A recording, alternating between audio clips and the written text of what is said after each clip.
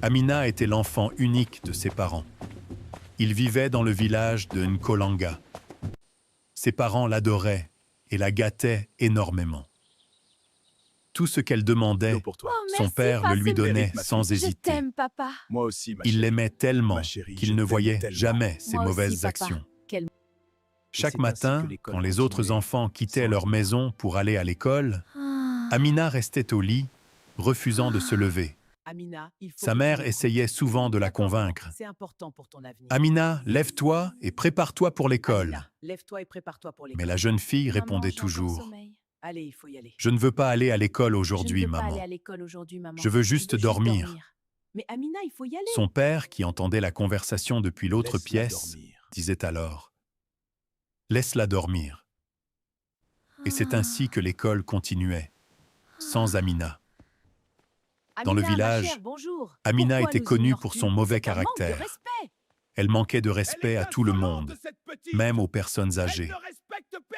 Elle passait devant elles sans les saluer. Hé, la vieille, tu bloques le On passage. racontait même Qu'est-ce qu'un qui te jour, prend? Lâche-moi. au marché du Pousse-toi ou je village, t'aide à près du bouger, ruisseau, insolente.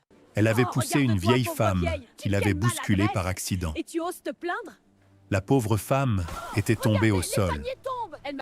Amina se retrouvait souvent au centre des disputes. Elle cassait les jarres d'eau Silence, des les autres enfants Je suis la plus et intelligente provoquait ici. des bagarres. Comment... Quand les parents du Ce n'est village qu'une allaient enfant. se plaindre à son père, celui-ci se contentait de hausser les épaules et de dire « Ce n'est qu'une enfant ». Il sortait de l'argent Tenez, pour payer pour les pots cassés, Encore. C'est mais il toujours ne la même chose grondait avec jamais elle. sa Je sais. fille Prenez cela. et ne cherchait jamais Ma à chérie, corriger je son t'aime tellement. comportement. Moi aussi, papa.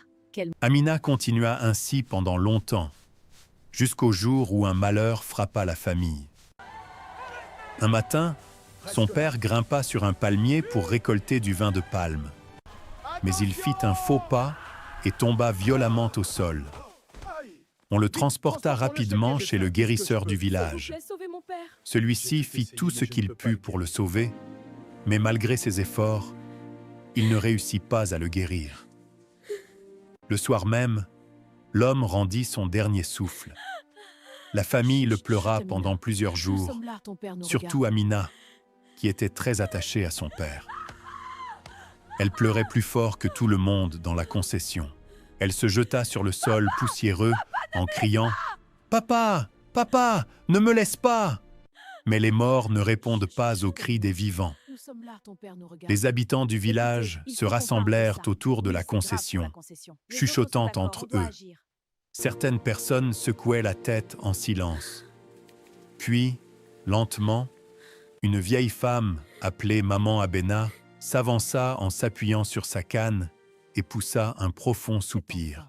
Si seulement son père l'avait corrigé Cet enfant, lorsqu'il était encore en vie. Si seulement son père l'avait corrigé lorsqu'il Cet était enfant, encore en vie. Si seulement son père l'avait Mais la corrigé. mère d'Amina était trop brisée par la douleur pour entendre les remarques des autres. Les jours passèrent, puis les semaines. La maison qui autrefois résonnait de rire devint peu à peu silencieuse. Sans l'argent de son mari, les choses commencèrent à changer. Se nourrir devint difficile. Certains jours, elle réussissait seulement à manger un seul repas. Les beaux vêtements qu'Amina portait autrefois devinrent vieux et usés. Sa mère se levait désormais très tôt chaque matin pour aller travailler au champ afin de pouvoir les nourrir. Elle demandait souvent à Amina de l'accompagner. Mais la jeune fille refusait toujours. Elle refusait aussi d'aider sa mère dans les tâches de la maison. On la voyait plutôt traîner sur la place du village, comme si tout lui appartenait. Elle continuait d'insulter les gens et refusait toujours de saluer les personnes âgées. Parfois, elle quittait la maison le matin et ne revenait que tard dans la nuit. Sa mère essayait de lui poser des questions, mais Amina la repoussait simplement avant d'entrer dans la maison. Elle est Peu à insolente, peu, cette petite. les habitants du village ne respecte commencèrent à secouer personne. la tête chaque fois qu'ils la voyaient passer. Un soir, une vieille femme l'appela. « Amina, ma fille, viens ici. » La jeune fille s'arrêta et regarda la vieille femme avec irritation. « Qu'est-ce qu'il y a encore ?» La vieille femme soupira. Ton père n'est plus là pour réparer tes erreurs. Change ton comportement avant que la vie ne t'apprenne une leçon que tu n'oublieras jamais. » Amina poussa un sifflement de mépris. « Vieille femme, occupe-toi de tes affaires. » Et elle s'éloigna sans même se retourner. À partir de ce jour-là, les habitants du village cessèrent de lui donner des conseils. Ils se contentèrent simplement d'observer. Les mois passèrent. Amina commença à fréquenter de nouveaux amis. C'étaient des étrangers venus des villages voisins. Des garçons plus âgés qui aimèrent boire et errer dans les rues la nuit. Ils se retrouvaient souvent derrière une vieille case abandonnée près de la forêt. Là-bas, ils riaient, buvaient et dansaient bruyamment. Amina aimait l'attention qu'ils lui accordaient. Pour la première fois depuis la mort de son père, elle avait de nouveau l'impression d'être importante. Mais sa mère remarqua ce changement. Une nuit, quand Amina rentra très tard, sa mère la confronta. « Amina, d'où viens-tu à une heure pareille ?» La jeune fille leva les yeux au ciel. « Pourquoi tu me poses cette question? Suis-je encore une enfant ?» La voix de sa mère tremblait. « Ma fille, s'il te plaît, le chemin que tu prends est dangereux. » Mais Amina poussa la porte et entra dans la maison. « Laisse-moi tranquille. » Ce soir-là, sa mère s'assit à côté d'elle et tenta de lui parler avec douceur. « Ma fille, ton père n'est plus là. Nous n'avons plus personne pour nous aider. S'il te plaît, retourne à l'école. Un jour, moi aussi je partirai. Je voudrais que tu deviennes médecin. » Amina leva encore les yeux au ciel et répondit « Maman, l'école ce n'est pas pour moi. Je n'aime pas étudier, mais je sais que mon avenir sera brillant. Je serai riche et je prendrai soin de moi-même. » Puis elle se leva et alla se coucher. Sa mère resta longtemps assise dehors, plongée dans ses pensées. Finalement, elle prit une décision. Elle allait envoyer Amina vivre chez sa sœur en ville afin qu'elle apprenne un métier, puisqu'elle refusait d'aller à l'école. 2 semaines plus tard, Amina et sa mère montèrent dans un bus en direction de la ville. Le voyage fut long. La poussière de la route entrait par les fenêtres du bus et les passagers avaient du mal à respirer. Amina était assise près de la fenêtre du bus. Elle mâchait des arachides en regardant distraitement le paysage défiler. Sa mère, elle, jetait de temps en temps un regard vers sa fille. Par moments, elle ouvrait la bouche comme si elle voulait dire quelque chose. Puis elle se ravisait et gardait le silence. En fin d'après-midi, le bus entra enfin dans la ville animée. Les voitures klaxonnaient de partout. Des motos zigzaguaient rapidement entre les véhicules. Amina n'avait jamais vu un endroit aussi bondé. Ses yeux s'écarquillèrent. « Alors, c'est ça la ville », murmura-t-elle doucement. Sa mère prit sa main. « N'oublie pas pourquoi tu es ici. Ta tante va t'apprendre la couture. Si tu apprends bien, ton avenir sera meilleur. » Amina haussa simplement les épaules. « On verra. » Elles arrivèrent finalement devant une petite concession où vivait la sœur de sa mère. Le portail était rouillé, mais la cour était propre. Sa tante Chantal, était assise sous un manguier en train de couper des morceaux de tissu. Lorsqu'elle les vit arriver, elle leva la tête. « Ah, ma sœur, tu es enfin arrivée !» Les 2 femmes s'étreignirent chaleureusement. Après les salutations, la tante se tourna vers Amina et l'observa de la tête aux pieds. « Donc, c'est elle, Amina ?» Sa mère hocha lentement la tête. « Oui. Désormais, elle est sous ta responsabilité. » Tante Chantal fixa la jeune fille avec attention. Son regard était perçant, comme celui de quelqu'un qui avait beaucoup vu dans la vie. « Ma fille, » dit-elle calmement, « cette ville n'est pas comme ton village. Ici, si tu choisis le mauvais chemin, les conséquences arrivent très vite. Amina ne répondit rien. Elle détourna simplement le regard et donna un coup de pied dans un petit caillou au sol. Sa mère soupira profondément. Ce soir-là, elles mangèrent ensemble dans le calme. Le lendemain matin, la mère d'Amina se prépara à retourner au village. Elle serra sa fille très fort dans ses bras. « Ma fille, s'il te plaît, écoute ta tante. Apprends quelque chose d'utile pour ta vie. » Amina hocha la tête sans vraiment s'y intéresser. « Oui, maman, j'ai compris. » Sa mère monta ensuite dans un bus et partit. Alors que le véhicule disparaissait au bout de la route, Amina resta debout près du portail, regardant en silence. Pour la première fois depuis qu'elle avait quitté le village, elle ressentit un étrange vide à l'intérieur d'elle. Mais au lieu d'y réfléchir longtemps, elle se retourna et rentra dans la cour. La vie en ville ne faisait que commencer. Tante Chantal était une femme stricte qui possédait un petit salon de coiffure dans le marché très animé de la ville.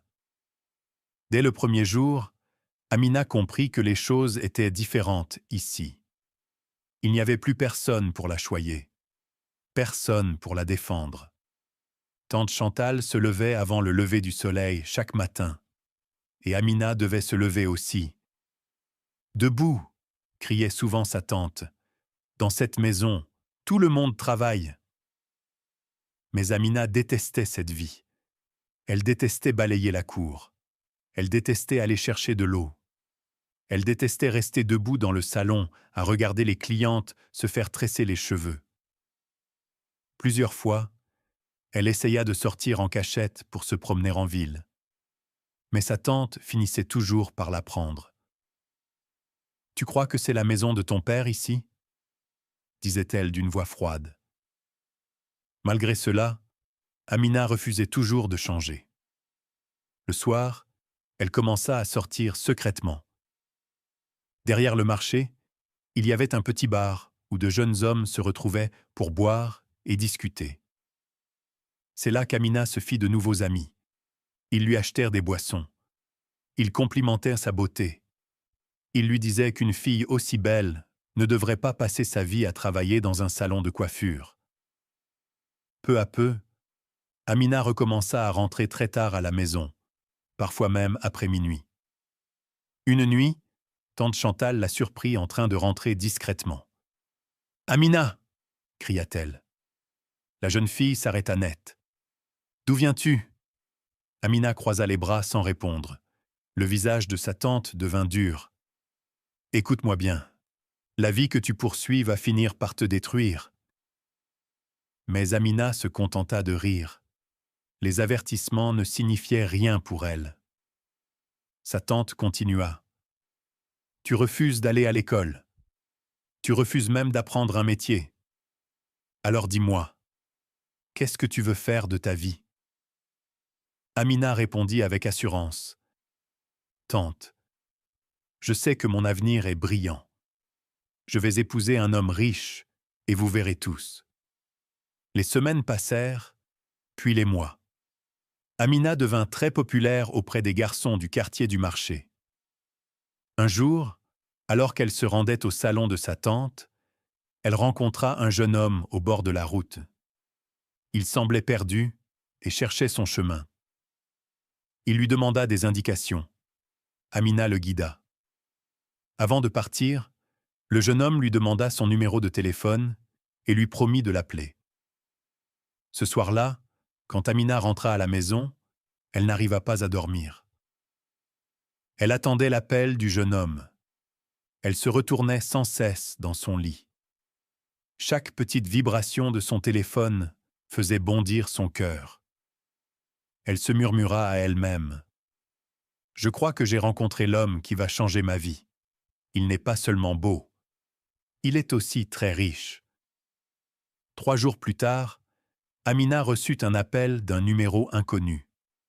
Lorsqu'elle demanda qui parlait, une voix masculine répondit. « Bonjour Amina, c'est Kevin, le jeune homme que tu as rencontré l'autre jour. » Amina fut tellement excitée qu'elle sauta du lit. Son cœur se mit à battre très vite. Kevin lui proposa un rendez-vous et elle accepta immédiatement, sans réfléchir. Ce soir-là, alors qu'elle se préparait pour sortir, sa tante l'arrêta à la porte.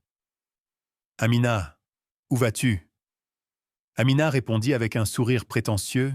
« Tante, je vais voir mon futur mari. » « Quel futur mari ?»« Amina, tu dois faire attention. La ville n'est pas comme le village. » Amina leva les yeux au ciel. « Je ne suis plus une enfant, tante. J'ai 20 ans. Je peux prendre soin de moi. » Elle sortit alors rejoindre Kevin. Ils commencèrent par aller faire du shopping. Kevin lui acheta de magnifiques robes, des chaussures coûteuses et même un tout nouvel iPhone. Amina n'en croyait pas ses yeux. Kevin la regardait en souriant. « Tu es une femme très spéciale, Amina. Je t'ai aimée dès le premier jour où je t'ai vue. Mon rêve est d'épouser une femme aussi belle que toi. » Ces paroles firent fondre son cœur. Plus tard dans la soirée, il la raccompagna chez elle. Avant qu'elle ne descende de la voiture, il lui tendit une liasse d'argent. « Prends ça, achète tout ce que tu veux. » Amina regarda l'argent avec stupéfaction. Elle n'avait jamais tenu autant d'argent de sa vie.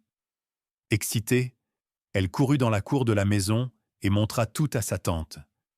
Les vêtements, le téléphone et l'argent. Tante Chantal observa tout en silence. Elle n'avait pas l'air enthousiaste, mais elle força un petit sourire. « Ma fille, ce genre de chose est rare.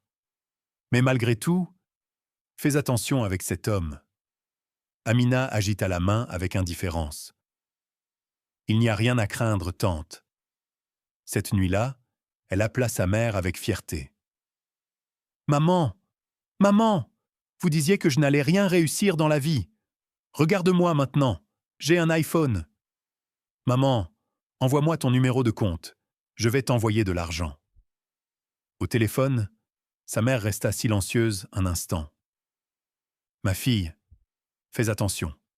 Tout ce qui brille n'est pas de l'or. » Mais Amina avait déjà raccroché.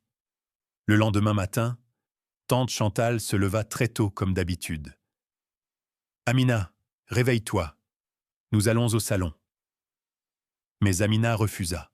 « Tante, je suis trop grande maintenant pour travailler dans un salon de coiffure. » Elle se retourna dans son lit et continua à jouer avec son nouveau téléphone.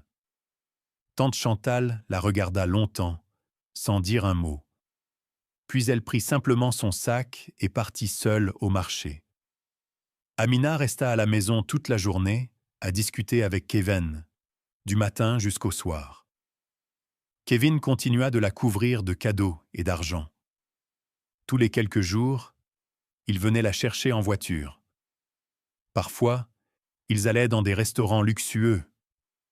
Parfois, ils sortaient dans les boîtes de nuit de la ville. Peu à peu, Amina commença à vivre la vie dont elle avait toujours rêvé. De nouveaux vêtements, un téléphone neuf, de l'argent dans son sac. Elle se promenait désormais au marché avec fierté. Même les filles qui se moquaient d'elle autrefois la regardaient maintenant avec envie. Amina cessa complètement d'aider sa tante. Elle ne se rendait plus au salon. Elle ne faisait plus aucune tâche domestique. Tout ce qu'elle faisait, c'était attendre les appels de Kevin. Un soir, tante Chantal l'appela et lui demanda de s'asseoir.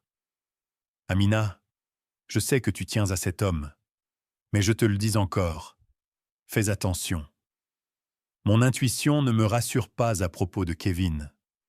Je te demande de rester loin de lui. » Amina fronça immédiatement les sourcils. « Tante, je comprends maintenant que tu n'aimes pas me voir progresser. Tu es jalouse parce qu'à ton âge, aucun homme ne s'est intéressé à toi. Tu n'as même pas de mari. » Les yeux de sa tante s'écarquillèrent de choc, avant qu'Amina ne puisse dire un autre mot. Clac! Le bruit résonna dans toute la cour. Tante Chantal venait de lui donner une gifle. « Tu es impolie et irrespectueuse, cria-t-elle. « Tu ne connais rien de mon histoire. » Amina posa la main sur sa joue, furieuse. « Tu sais quoi? Je quitte ta maison. J'en ai assez de vivre dans cette maison sale et misérable. Kevin a une belle maison. Je vais aller vivre avec lui. » À cet instant, tante Chantal fut prise d'inquiétude. Si Amina partait, que dirait-elle à sa sœur? Sa sœur lui avait confié la jeune fille en toute confiance. Elle essaya de la calmer. « Amina, s'il te plaît, calme-toi. Réfléchis bien à ce que tu fais. » Mais Amina avait déjà pris sa décision.